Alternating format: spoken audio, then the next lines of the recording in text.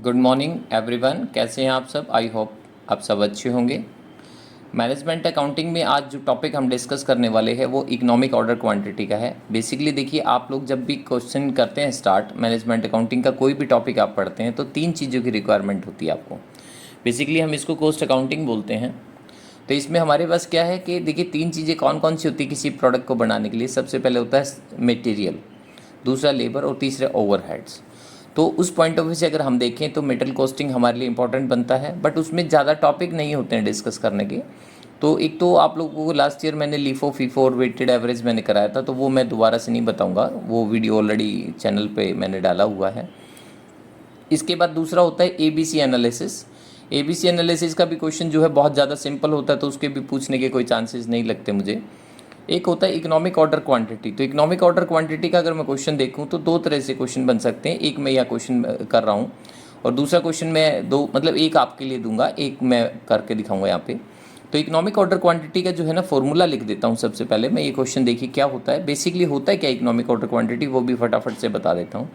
देखिए, हम कोई भी प्रोडक्ट जब रॉ मेटेरियल कहीं से मंगाते हैं ना, तो हो सकता है पूरे साल में जितना कंजम्पशन हमने करना है पूरे साल में, तो उतना कंजम्पशन जो है हम उतना रॉ मटेरियल हम एक बार में मंगा सकते हैं, 2 बार में मंगा सकते हैं, 10 बार में मंगा सकते हैं। तो हमारे सामने ये चैलेंजेस होते हैं कि यानी कि हम कितना क्वांटिटी में रॉ मटेरियल मंगाएं। तो बेसिकली होगा क्या कि अगर आपने एक बार में मंगा लिया तो मंगाने में प्रॉब्लम नहीं है, ऑर्डरिंग कॉस्ट आपकी कम आएगी। ट्रक वाला जो भी सामान लेके आएगा एक बार लाएगा तो आपसे भाड़ा भी हो सकता है कम चार्ज करे, ठीक है। लेकिन उसको कैरी ऑन मतलब उसको मेंटेन करना जो है ना, उस रॉ मटेरियल को एक बार आ जाएगा तो गोडाउन में आपको गोडाउन चाहिएगा, स्टोर कीपर चाहिएगा, उसको डैमेज ना हो। तो मतलब बहुत सारी आपको जो है ना सेफ्टी मेजर्स अपनाने पड़ेंगे, जिसकी वजह से उसकी कॉस्टिंग है ना आपकी बढ़ जाती है, ठीक है। और अगर हम टुकड़ों में मंगाएंगे तो नेचुरल सी बात है ऑर्डरिंग कॉस्ट बढ़ जाएगी, क्योंकि ट्रक वाला बार बार हमसे पैसा चार्ज करेगा। तो हमारे सामने ने बड़ा एक डिफ़िकल्ट सा लेवल आ जाता है, बड़ी मुश्किल से आ जाती है कि हम कौन सा जो है कितना ऑर्डर दें कि वो हमें इकोनॉमिकल पड़े। इसलिए इसका नाम है इकोनॉमिक ऑर्डर क्वांटिटी, ठीक है। तो आपको क्या है, इसका मैं फॉर्मूला लिख रहा हूँ। तो दो क्वेश्चन मैंने आप लोगों के लिए बनाए हैं, एक आप करके देखेंगे। E O Q equals to A annual consumption into में ordering cost divide by carrying cost. हो सकता है किसी किसी बुक में 2A की जगह यहाँ पे कुछ और लिखा हो, O की जगह कुछ और लिखा, मतलब सब अलग अलग बुक का अलग अलग पैटर्न होता है, वो कुछ और मेजरमेंट रखते थे, मतलब काम वही सेम है। ए का मतलब यहाँ एनुअल कंजम्पशन है, तो कुछ भी क्वेश्चन में बोले आपने ढूंढना है एनुअल कंजम्पशन कितनी है, वो आपने यहाँ रख देनी, जैसे 120। ऑर्डरिंग कॉस्ट कितना है 20, तो ऑर्डरिंग कॉस्ट यहाँ रख देंगे 20। प्राइस पर यूनिट अगर आप देखेंगे कितना है 100 रुपीज़, इसकी आपको कोई ज़रूरत नहीं है। सी का मतलब कैरिंग कॉस्ट, तो मैंने जानबूझ के ओ से डिनोट करा है ऑर्डर कॉस्ट, एनुअल कंजम्पशन, और कैरिंग कॉस्ट का मतलब सी हो गया। इस फॉर्मूले से जो यूनिट आएगी ना, आप उतनी यूनिट अगर साल में मंगाते हो उतनी बार, मतलब ऑर्डर कितने बनेंगे वो तो हम निकाल के दिखाएंगे आपको भी, उतनी अगर यूनिट आप मंगाते हो तो वो आपको इकोनॉमिकल पड़ती है। एक तो क्वेश्चन मैंने ये रख दिया कि जिसमें आपको है ना क्या है कि सिर्फ मैंने ordering cost, carrying cost, price per unit और एनुअल कंजम्पशन दे दी। अब मैंने एक क्वेश्चन इसकी बैक साइड में आप लोगों के लिए और लिखा है, थोड़ा सा डिफरेंट, क्योंकि हो सकता है थोड़ा सा मुश्किल क्वेश्चन आ जाए, तो हम उस क्वेश्चन को कैसे हैंडल करेंगे। देखिए, इसमें एनुअल रिक्वायरमेंट पीछे क्वेश्चन की तरह बिल्कुल है 2000, ठीक है। अब इसके बाद देखिए नेक्स्ट क्या दिख रहा है आपको, कैरिंग कॉस्ट है 10%। 10% किसका 10%, जो पर यूनिट कॉस्ट होती है, यानी कि एक यूनिट कितने की पड़ेगी आपको, उसका 10%। ऑर्डर कॉस्ट है आपकी 40 रुपीज़। साथ में मैंने इस क्वेश्चन में एक एडिशनल चीज़ डाल दी कि अगर 2000 यूनिट हम एक बार में मंगाते हैं तो हमें 2% डिस्काउंट मिलेगा। जनरली ये डिस्काउंट वाला पॉइंट है ना हम इग्नोर करते हैं क्योंकि वो होता नहीं है, बट अगर इन केस आ जाए तो, क्योंकि कई बार क्या होता है कि बल्क मात्रा में मैं क्यों मंगाऊं, जैसे मैंने बताया कि मेंटेनेंस कॉस्ट भी देखनी पड़ेगी मुझे, है ना, स्टोरेज है, सुपरवाइज़र का क्या बोलते हैं सैलरी वगैरह है, वेजेस देनी पड़ेगी उसको, और भी बहुत सारे आपको ध्यान रखना पड़ता है कि किस तरीके से डैमेज होने से चीज़ों को बचाए हम लोग। तो इसीलिए क्या है, लेकिन अगर वन टाइम कोई आपको ये बोले कि यानी कि सर अगर वन टाइम आप रॉ मेटल परचेज करेंगे 2% डिस्काउंट, तो वो बेनिफिट भी तो देखना है।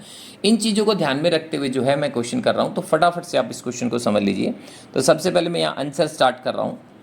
आंसर में देखिए क्या लिखा है, E O Q equals to annual consumption into में order quantity, ordering cost upon carrying cost.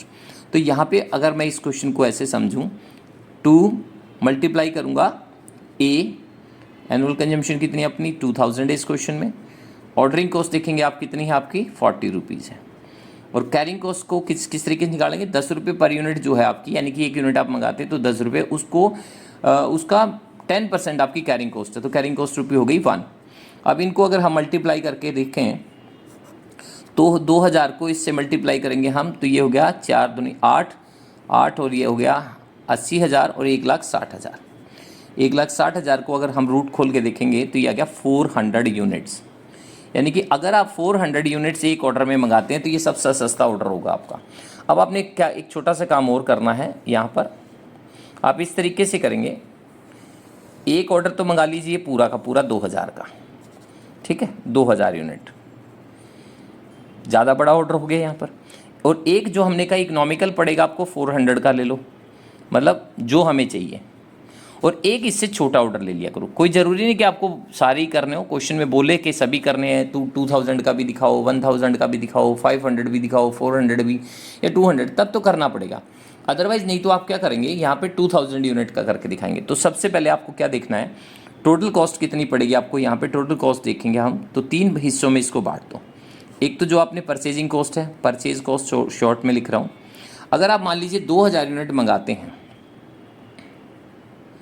और इनटू में 1 यूनिट की कीमत कितनी है आपकी, 10 रुपये, देखो ये रही, तो टोटल वैल्यू कितनी हुई हमारी, 20,000 रुपीज़ हो गई, ठीक है।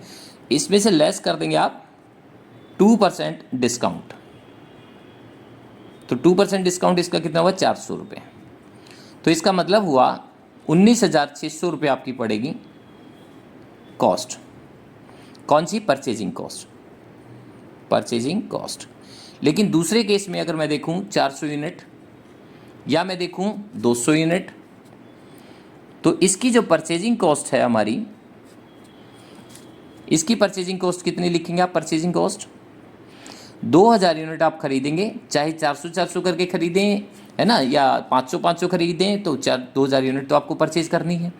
इनटू में 10 रुपये के हिसाब से अगर आप करेंगे तो आपको टोटल जो है 20,000 ही देना पड़ेगा, यहाँ पे कोई डिस्काउंट मिलने वाला नहीं है। यही सेम काम मैं यहाँ पे करने वाला हूँ, 200 करके खरीदेंगे तो कोई डिस्काउंट मिलेगा नहीं। तो परचेज कॉस्ट कितनी हो गई हमारी, यहाँ पे देखोगे तो 2000 यूनिट इंटू में 10, यानी कि 20,000 रुपीज़ आपकी हो गई, ठीक है। अब ये तो हो गई कॉस्ट की बात हमारी, किसकी, परचेजिंग कॉस्ट। दूसरा आपको जो चाहिए क्वेश्चन में, वो चाहिए ऑर्डर कॉस्ट, ठीक है। ऑर्डर कॉस्ट की बात करते हैं हम यहाँ पर। ऑर्डर कॉस्ट देखोगे आप तो 2000 यूनिट अगर आप एक बार में मंगाओगे तो आपको कितना ऑर्डर देना पड़ा, एक ऑर्डर देना पड़ा, है ना।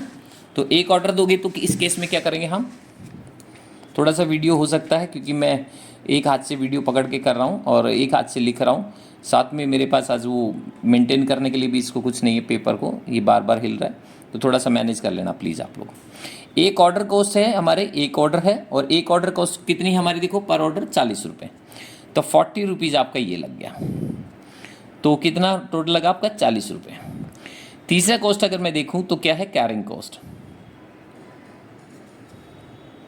तो कैरिंग कॉस्ट की अगर मैं बात करूं तो कैरिंग कॉस्ट का फॉर्मूला क्या होता है, एवरेज स्टॉक, जो भी आपके पास स्टॉक उसको 2 से डिवाइड कर देना, इनटू में करना है कैरिंग कॉस्ट।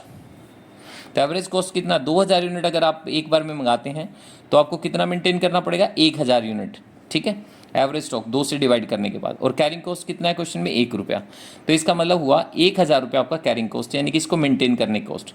अब टोटल कॉस्ट को ही अगर ध्यान से देखें तो 19,600 ये लगा, 40 ये लगा और 1000 ये लगा, तो 19,600 और 20,640 रुपये टोटल कॉस्ट आपको लगी, ठीक है। लेकिन बेसिकली क्या होता है, मैं फिर से रिपीट कर देता हूँ, आपको जो चेक करनी होती है इकोनॉमिक ऑर्डर क्वांटिटी में, वो सिर्फ ऑर्डर कॉस्ट और कैरिंग कॉस्ट को जोड़ना होता है। तो अगर इस हिसाब से देखें तो 1040 रुपये आपको ये चेक करना था, लेकिन उसने 2% डिस्काउंट दे दिया तो एडिशनल बेनिफिट मिल गया, तो इसलिए हमने 400 रुपये सेविंग यहाँ दिखा दी। अदरवाइज अगर डिस्काउंट नहीं होता तो आपने इसको निकालने की ज़रूरत भी नहीं होती है, ठीक है, सिर्फ ऑर्डर कॉस्ट और कैरिंग कॉस्ट का टोटल निकालना आपने, ठीक है। अब यहाँ पे देखूँ मैं तो यहाँ मेरी ऑर्डर कॉस्ट देखो कितनी हुई, ऑर्डर कॉस्ट देखो यहाँ पे कितनी है। अगर 400 यूनिट एक बार में मंगाएंगे तो टोटल आपको 2000 यूनिट मंगानी है, तो अब कितने ऑर्डर हो गए आपके पास, 5 ऑर्डर्स हो गए। इनटू में करेंगे आप 40 रुपये, एक ऑर्डर की कॉस्ट है, तो आपका ऑर्डर कॉस्ट कितना लगा, 200 रुपीज़ लगा। अब इसके बाद देखेंगे तीसरा हमारे पास क्या है, कैरिंग कॉस्ट। कैरिंग कॉस्ट का मैंने बताया आपको फॉर्मूला क्या है, एवरेज स्टॉक इनटू में कैरिंग कॉस्ट। तो एवरेज स्टॉक कितना है देखिए हमारा 400 यूनिट अगर आप मंगाएंगे 2 से डिवाइड करेंगे तो कैरिंग कॉस्ट होगी 200 यूनिट और इनटू में 1 रुपया, तो कितना हुआ 200 रुपीज़। अगर आप देखोगे तो 20,000 और 200 प्लस 200 तो कितना हुआ 20,400 रुपये हुआ टोटल मिला के, है ना। तो किसी को लगेगा कि सर इकट्ठा मंगाया था इसलिए जो है महंगा पड़ा, आपने यूनिट कम कर दी तो सस्ता पड़ा, तो 200 यूनिट में तो और भी कम होना चाहिए, है ना। तो इसको और चेक कर लेते हैं एक बार। तो 200 यूनिट अगर आप मंगाओगे तो ऑर्डर कॉस्ट ले लो सबसे पहले। तो ऑर्डर कॉस्ट कितना हो गया देखो अब आपके पास, अगर आप 200 यूनिट मंगाओगे तो 2000 यूनिट कितने ऑर्डर में आएगी, 10 ऑर्डर में आएगी। तो 10 ऑर्डर्स लिख दो। इनटू में एक ऑर्डर की वैल्यू कितनी थी हमारी पता है ना, 40 रुपये। तो इनटू में करेंगे तो कितना हुआ 400 रुपये होगी ऑर्डरिंग कॉस्ट। तीसरा पॉइंट क्या हमारा, कैरिंग कॉस्ट। कैरिंग कॉस्ट में क्या लेंगे आप, सबसे पहले एवरेज स्टॉक कितना हो गया 200 यूनिट है तो 2 से डिवाइड करोगे तो एवरेज स्टॉक कितना हुआ 100 यूनिट्स, और इनटू में 1 यूनिट कितने की है 1 रुपये की कैरिंग कॉस्ट, तो 100 रुपीज़ हो गया। तो इसका मतलब सभी को मिला लूँ तो 20,500 हो गया। अब आप ध्यान से देखोगे डिस्काउंट मिलने के बाद भी आपको कौन सा सस्ता पड़ रहा है, सेकंड वाला। आप समझ रहे मेरी बात। तो इसका मतलब हुआ कि आपने क्या करना है, अगर सिर्फ इसको ऑर्डर कॉस्ट और कैरिंग कॉस्ट को देखते डिस्काउंट ना होता तो देखो ध्यान से 1,040 रुपये लगा यहाँ पे ऑर्डर कॉस्ट और कैरिंग कॉस्ट, यहाँ कितना लगा सिर्फ 400 और यहाँ कितना लगा 500। तो इसका मतलब हुआ जब हम EOQ से कोई क्वांटिटी निकालते हैं फॉर्मूले से तो जितनी यूनिट आंसर आएगी ना वो सबसे सस्ती क्वांटिटी होती है। इस चीज़ को आपने ध्यान रखना है। तो डिस्काउंट वाला मैंने करा दिया है।